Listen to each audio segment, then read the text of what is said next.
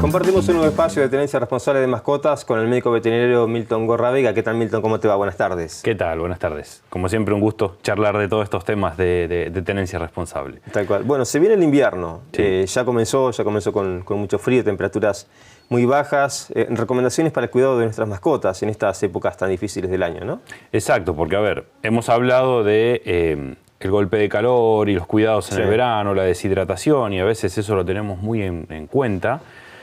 Y pensamos que con el invierno las cosas se relajan un poco, pero en realidad no. Pensemos que en el invierno tenemos temperaturas bajo cero, heladas, se suma a veces la humedad ambiente, entonces eso genera un efecto en nuestras mascotas y tenemos que estar prevenidos para protegerlos.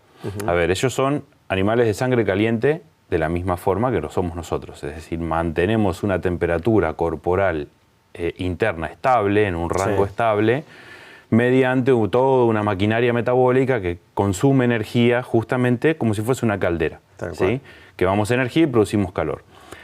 Tenemos medios para resguardar ese calor, ¿sí? Y evitar la pérdida hacia el ambiente, y medios para evitar sobrecalentarnos. Bueno, en invierno, ¿qué medidas entran en juego? Entran en juego estas medidas de evitar la pérdida de calor, ¿sí? Por esa razón es que, por ejemplo, la primera medida que podemos ver en la adaptación de nuestros animales es un cambio de pelaje.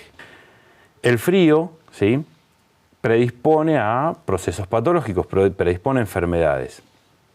Tenemos en nuestro sistema respiratorio, las células que recubren las vías respiratorias tienen como un cepillito, ¿sí?, que se llaman cilias. Ese cepillito está todo el tiempo moviéndose hacia el exterior y eso es lo que hace que cualquier virus, bacteria que ingrese al sistema respiratorio quede captado en la producción de moco que tenemos normalmente, ¿sí?, en las vías aéreas, queda atrapado ahí, ese cepillito lo barre y termina, digamos, siendo eliminado. Esas cilias, con el frío, comienzan a moverse cada vez más lentos. Entonces, las cilias que tenemos, tanto los animales como nosotros, en las vías aéreas, empiezan a moverse más lento. Entonces, ese primer mecanismo de barrera física que tenemos de defensa se pierde. Por esa razón es que en invierno estamos más predispuestos quizás a tomarnos o llevarnos puesto algún virus respiratorio, ¿sí?, y cosa que no sucede normalmente en el verano. Bueno, en ellos sucede lo mismo. Imaginémonos ese perro que lo tenemos afuera en el patio todo el tiempo, no tiene una cucha adecuada, no tiene un lugar para aislarse de forma adecuada, está respirando aire frío, está perdiendo temperatura, sobre todo en horarios de la noche, ¿sí?, que es donde más baja la temperatura.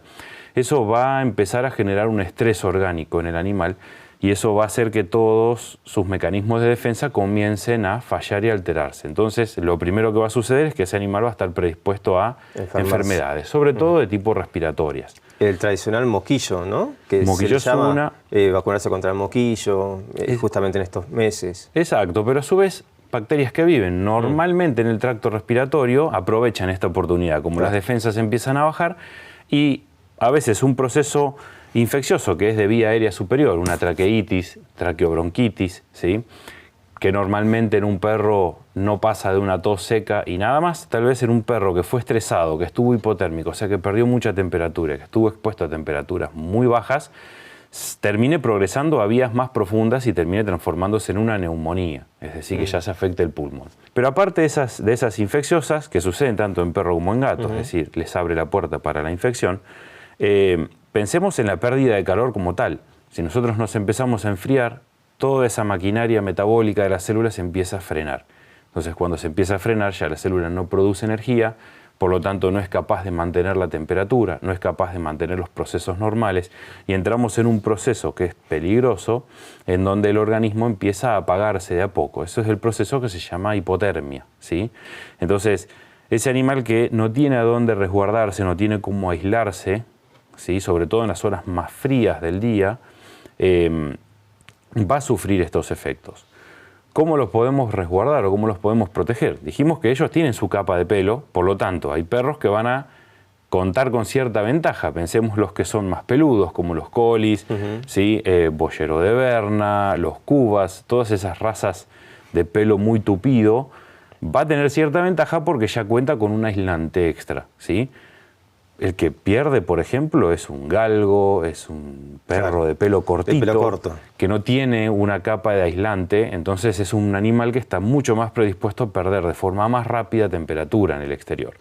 Entonces, buscar un aislamiento, simplemente a veces colocarle un ponchito si va a andar en las horas o lo vamos a sacar a pasear, ponerle esos bucitos, sí, ponchitos, que hay miles de diseños, tanto, sí. es efectivo, ¿sí? Porque protege la mayor proporción, digamos, del cuerpo, todo el tronco, y evita la pérdida de calor. Después, por supuesto, que el lugar a donde él duerme, si no lo podemos traer adentro de la casa con nosotros, que esté con una temperatura más estable, tiene que ser un lugar que lo separe del piso, lo aísle, que tenga mantas, que esté totalmente cerrado, con una puerta chica, cosa de que no haya circulación de aire y que el calor que él mismo libera en algún momento comienza a acumularse adentro de su cucha, ¿sí? Entonces tiene que ser una cucha correctamente aislada, ubicada en algún lugar que le dé la mayor cantidad de horas posibles el sol durante el invierno. El sol lo va a calefaccionar. Entonces, no lo puedo tener adentro de mi casa. Bueno, vamos a brindarle un buen hábitat, ¿sí? Un buen lugar para que duerma, que sea impermeable, ¿sí? Y que esté al sol, cosa de que él pueda calentarse. Tampoco nos tenemos que pasar al otro extremo de ponerle la cucha al lado del calefactor, ¿sí? Y esto lo tenemos que también entender. ¿Por qué? Porque tampoco es bueno eso. Hirviéndose al lado del calefactor, está con las mucosas secas, como nos sucede a nosotros también de estar con calefacción por combustión, y no funciona también el mecanismo de defensa cuando está seca también la mucosa.